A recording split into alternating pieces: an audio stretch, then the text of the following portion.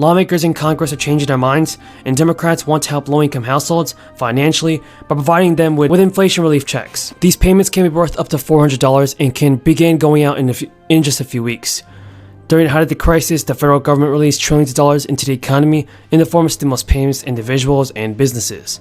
Those payments were lifesavers for many families, allowing for the purchase of necessities during uncertain economic times. Families are still struggling under the weight of record high inflation and stagnant low wages. In response to the need that many Americans are still facing, several state governments have stepped up to the plate and are pledging stimulus funds to residents. Car owners could get $400 stimulus checks to help offset rising gas prices under Gavin Newsom's proposal, and Gavin Newsom announced an $11 billion relief program as the Golden State's gas prices soar above $6 per gallon, which has disrupted the global oil market. Another $2 billion would go to broader relief, including $750 million grants for public transit agencies to provide free transit for 3 months. Up to $600 million would be used to pause a part of sales tax for diesel for 1 year, and another $523 million to halt an increase in gas tax rates due to inflation. The state legislature must approve the proposal before any payments are made to Californians. If approved, the state's residents could receive a stimulus check starting July. In an official statement, the governor said, "We're taking immediate action to get money directly into the pockets of Californians who are facing high gas prices as a result of the crisis." Now, a special state income tax refund is paid out to Georgia's historic budget surplus and could be on the way to taxpayers in 6 to 8 weeks, as after Governor Brian Kemp signed the $1.1 billion refund into law. In brief remarks, as he signed the bill, the Republican governor saluted lawmakers for agreeing to this great relief that we're fixing to get hardworking Georgians and returning over $1 billion of their hard-earned money that quite honestly didn't get this year. The bill will give a $250 refund to single filers, $375 to single adults, and the refund would only be paid to people who filed tax returns for both 2020 and 2021 tax years. People who have already filed their taxes, which are due April 18th with an extension, would get money back in a separate payment later. 0.9 to 11.8%. And if we look at year-over-year core, also hotter than expectations, up 6%, following 6.2%. High water mark there, 6.5, and that was in March, and that was the highest since 1982. But remember, even at 6%, coming down from the high water mark of 6.5, that standalone is still the highest since 1982. So these are super stubborn numbers.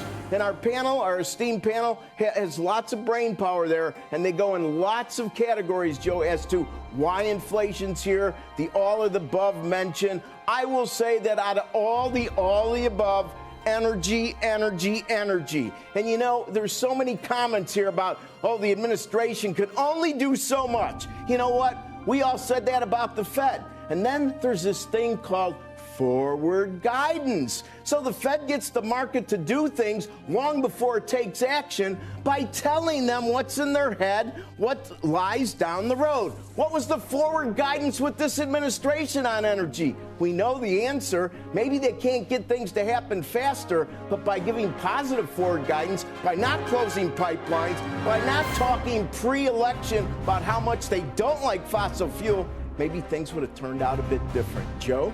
Back to you. We're going to get right to our panel, but I don't think we've talked to Mike yet. I know I'm taking a risk going from Santelli to Santoli, even for me to get it right. But Mike, the reaction in the market has been swift, stock market. You nailed it on the name. Yeah, it has. Now, look, as I said earlier, we were bracing for something that had the potential to be an unfriendly number, and we got it. Just for context, you know, the S&P 500, we were about 100% below yesterday's close, was the closing low. It seems like the market wants to test that range. I guess you'd have to say the peak inflation number, it remains plausible, the peak inflation notion, but maybe not persuasive. It's very difficult. And if you think back, the gentleman from Colorado, Mr. Perlmutter, who is also the chair of the Subcommittee on Consumer Protection and Financial Institutions, is now recognized for 5 minutes. Thanks, Madam Chair. Mine are going to be a little simpler than that. Mr. Moynihan, Bank of America has some of the best economists in the world working for it. I've had a chance to meet with a couple of them. And I guess I'm coming at things a little differently than have been expressed by my Republican colleagues and some of you. Looking at the last few months, from May on, prices have held steady or dropped. The University of Michigan anticipates prices to drop over the course of the next year. So, in conversations with your economists, what do they predict? What do they think's going to happen? Our economists have this quarter, third quarter of 2022 is a positive GDP, negative for the fourth quarter of this year, negative for the first quarter of next year, and I think negative for the second quarter of next year, and then moving positive and ending up at a 2% year-over-year growth rate in the fourth quarter of 22. That's the estimates they have. No, thank you. And you know, I dealt with them at the beginning of COVID. I don't know if you recall, just to kind of get their analysis, what they expected COVID to do to the economy if we did nothing, if we just, held steady, everything went, we didn't do PPP, we didn't do unemployment, we didn't do any of that, and they said, well, then we're going to have trouble. And, thank goodness, from my point of view, we did a lot to keep the economy moving. And, obviously there's a year-over-year increase in prices, but if we go forward on an annualized basis, just based on August, it's 1.2% for the next year. And if you look at the whole summer, it's less than that. So what I'm worried about is an overreaction by the Federal Reserve. And the last time we saw them increase interest rates like this was back in the 80s and early 90s. And I can tell you, Colorado got clobbered. Housing market just stopped, as did everything else. And so, Mr. Demchek, I'm going to turn to you because PNC had a pretty good-sized subsidiary called the Kissel Company back in those days. I don't know if you're familiar with it, but it suffered a lot of foreclosures back in the 80s and 90s, as did some predecessors to U.S. Bank, and certainly J.P. Morgan. Citi had the same issues. So what do you see? What does your bank see on the horizon in terms of foreclosures? If Mr. Diamond is correct and we get this, we get hit hard because of Ukraine and this and that.